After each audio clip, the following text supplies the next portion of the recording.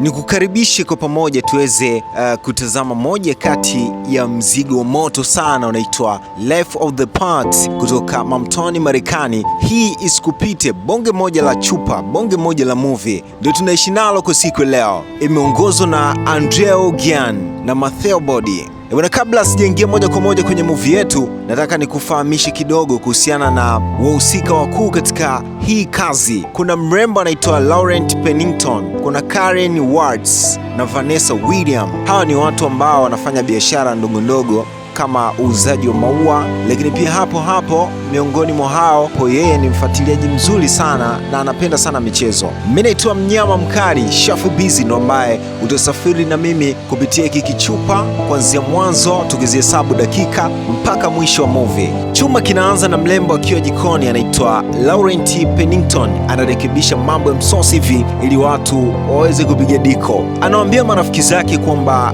bado dakika 5 tu msosi uwe tayari. Upande wa pili sasa, tukiachana na Laurent, tunamwona mrembo mwingine ambaye anaitwa Karen Ward anamgongea mwenzake atoke chooni, maana amekaa muda mrefu sana, amechoka kusubiri.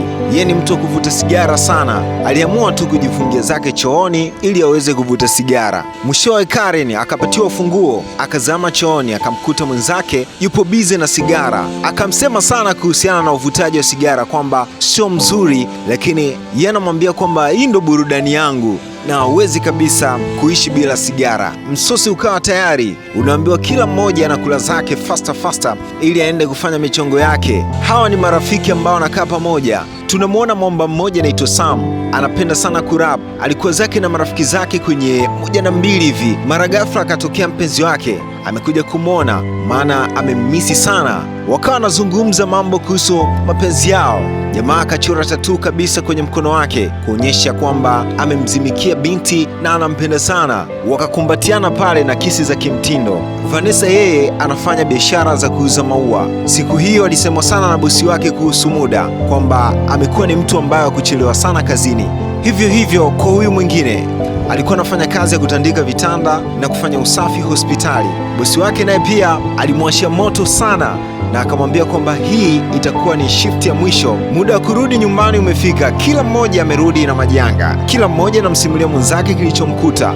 Lakini tunamwona mwamba Samu hapa aliamua kumfuata mpenzi wake ambaye anaitwa Karen, na yeye alikuwa anataka kufahamu mbona SMS zake hazijibiwi siku hizi. Lakini mpenzi wake yeye alimjibu akamwambia kwamba simu ilikuwa ina shida na hakuwa nayo karibu, kwa mchongo ukawa umeishia hivyo. Mwamba akatambua kwamba kumbe sababu ilikuwa hiyo, ndo maana alikuwa kimya.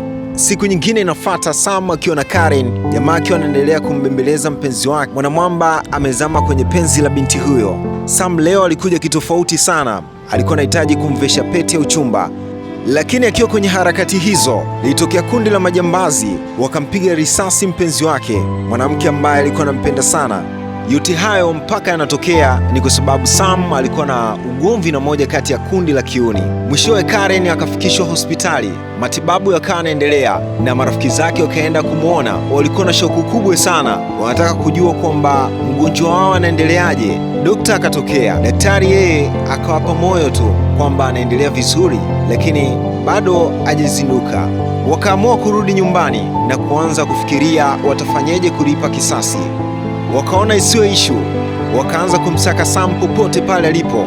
Wakampata, wakaamua kumteka kibabe sana, kwa sababu wanajua kwamba huyu ndiye mtu ambaye anayeweza kuwapa information ya kutosha. Jamaa alipewa kibano cha kutosha mpaka akaamua kusema ukweli na akataja mpaka hao jamaa wanapopatikana. Sasa baada ya kupata information za kutosha sana kutoka kwa mtu mzima Sam, wakatumia ujanja mwingi sana juu chini ili waweze kumpata huyo mtu ambaye aliyowatuma majambazi. Mwishowe wakampata baada ya kufanya kazi kubwa sana kupambana na wafuasi wake.